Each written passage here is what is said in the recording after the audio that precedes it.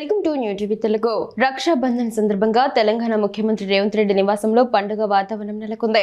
మంత్రులు కొండా సురేఖ, సీతక్క కలిసి సీఎం నివాసానికి వెళ్లి ఆయనకు రాఖీ కట్టి శుభాకాంక్షలు తెలిపారు. ముఖ్యంగా ఇటీవల పరకాల నియోజకవర్గం కేంద్రంగా చెలరేగిన తీవ్ర రాజకీయ వివాదం, కుమార్తె సుస్మిత వ్యాఖ్యల దుమారం తర్వాత మంత్రి కొండా సురేఖ నేరుగా ముఖ్యమంత్రి నివాసానికి వెళ్లడం రాజకీయాల్లో చర్చనీయాంశంగా మారింది. ఈ వివాదానికి ప్రధాన కారణం ములుగు, పరకాల ప్రాంతాల్లో ఇటీవల సీఎం రేవంత్ రెడ్డి పాల్గొన్న అధికారిక కార్యక్రమాలకు వరంగల్ జిల్లాకు చెందిన మంత్రి కొండా సురేఖ హాజరు కాకపోవడమే.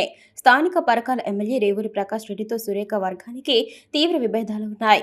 వచ్చే ఎన్నికల్లో రేవూరిని భారీ మెజారిటీతో గెలిపించాలని సీఎం కోరడంతో ఆయనకే మళ్లీ టికెట్ అనే సంకేతాలు వెళ్లాయి. దీనిపై ఆగ్రహం వ్యక్తం చేసిన కొండా సురేఖ కుమార్తె సుస్మిత గీసుకొండలో ప్రత్యేక సభ పెట్టి సీఎం రేవంత్ రెడ్డి, ఎమ్మెల్యే రేవూరులపై తీవ్ర స్థాయిలో విమర్శలు చేయడంతో పాటు రాబోయే ఎన్నికల్లో తాను పరకాల నుంచే పోటీ చేస్తానని ప్రకటించారు. సీఎంపై నేరుగా జరిగిన ఈ విమర్శల్లో కాంగ్రెస్ అధిష్టానం తీవ్రంగా పరిగణించి పీసీసీ క్రమశిక్షణ కమిటీ ద్వారా కొండా సురేఖకు నోటీసులు జారీ చేసింది. అయితే తన కుమార్తె చేసిన కామెంట్లకు తాను బాధ్యురాల్ని కానని సురేఖ వివరణ ఇచ్చినప్పటికీ ఆమెపై కేబినెట్ నుంచి వేటు పడే అవకాశం ఉందనే ఊహాగానాలు జోరుగా సాగాయి. ఇలాంటి తీవ్ర ఉత్కంఠ వాతావరణంలో రాఖీ పండుగ సందర్భంగా కొండా సురేఖ నేరుగా సీఎం నివాసానికి వచ్చి రేవంత్ రెడ్డికి రాఖీ కట్టడం ద్వారా వివాదాలకు స్వస్తి చెప్పి రాజీ మార్గాన్ని ఎంచుకున్నట్లు రాజకీయ వర్గాల్లో ప్రచారం జరుగుతుంది.